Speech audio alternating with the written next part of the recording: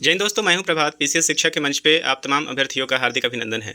आज चर्चा के मुख्य बिंदु में एक अति महत्वपूर्ण अंतर्राष्ट्रीय घटनाक्रम है, जहां अफगानिस्तान और रूस के बदलते रिलेशंस के ऊपर हम लोग बात करने जा रहे हैं और काफ़ी इम्पोर्टेंट यह न्यूज़ निकल कर सामने आया है।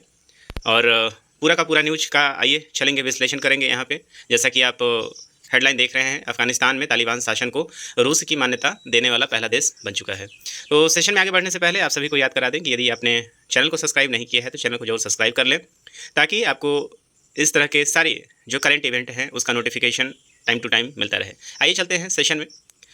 सेशन में आप देख पा रहे हैं, ये जो मैंने संदर्भ लिया है यहाँ पे, ये पूरा का पूरा जो आप न्यूज़ देख रहे हैं, ये दैनिक जागरण के 5 जुलाई के एडिशन में आपको मिल जाएगा। ये पूरा का पूरा अंतर्राष्ट्रीय खबर का जो न्यूज़ है, वहाँ दैनिक जागरण के साथ साथ कई और इम्पॉर्टेंट न्यूज़पेपर ने, इलेक्ट्रॉनिक मीडिया और प्रिंट मीडिया दोनों ने इसे प्रकाशित किया है, प्रमुखता के साथ इसको जगह दी है।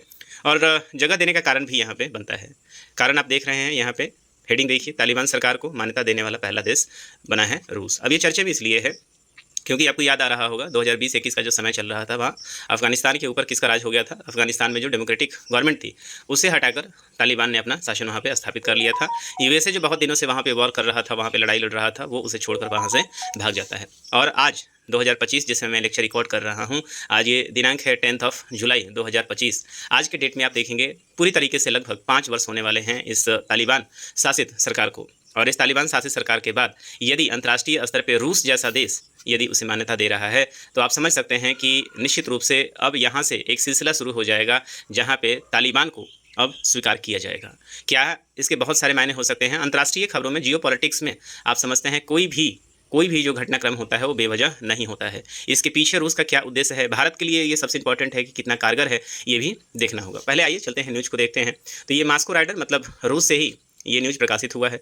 रूस ने कहा है कि उसने अफगानिस्तान के नए राजदूत का परिचय पत्र स्वीकार कर लिया है। इससे वह अफगानिस्तान की तालिबान सरकार को मान्यता देने वाला पहला देश बन गया है। रूसी विदेश मंत्रालय ने कहा है कि मॉस्को संबंधों को विकसित करने की अच्छी संभावनाओं देखता है। हम सुरक्षा, आतंकवाद रोधी अभियान और नस्ली दवाओं के अपराध से निपटने में काबुल का समर्थन जारी रखेंगे। विशेष रूप से ऊर्जा, परिवहन, कृषि, व्यापार और बुनियादी ढांचों में आर्थिक अवसर की ओर भी रूस का ध्यान है।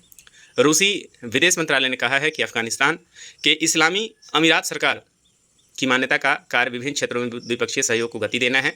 आगामी विदेश मंत्री आमिर खान मुताकी ने कहा है कि रूस के इस साहसी कदम की सराहना करते हैं। ये तो पूरा का पूरा न्यूज़ है। और इससे ठीक लगभग 1 महीने पहले हमने एक सेशन कवर किया था, जहां हमने आपको बताया था कि भारत और अफगानिस्तान के बीच में जो है वो रिलेशन काफ़ी बेहतर हो रहे हैं। और हाल फिलहाल में ही दोनों एक दूसरे के देश में राजदूत को अपॉइंट करने के लिए क्या हो रहे थे, राजी हो गए थे। भारत का बहुत ही ज़्यादा आप देखेंगे, बहुत बड़े बड़े पहल जो है भारत का बहुत बड़ा आप देखेंगे कि प्रोजेक्ट है, वो ऑलरेडी अफगानिस्तान में रुका हुआ था। इस पूरे कदम के बाद आप देखेंगे कि भारत के लिए एक तरीके से ये एक अच्छी खबर है। कारण ये है कि भारत जैसे ही अफगानिस्तान में रूस की एंट्री हो रही है, उसके साथ साथ आप देखेंगे कि भारत को एक बल यहाँ पे मिल जाएगा। और रूस और भारत ये दोनों एक साथ आप देखेंगे अफगानिस्तान को विकसित करने के लिए यहाँ पे काम करेंगे।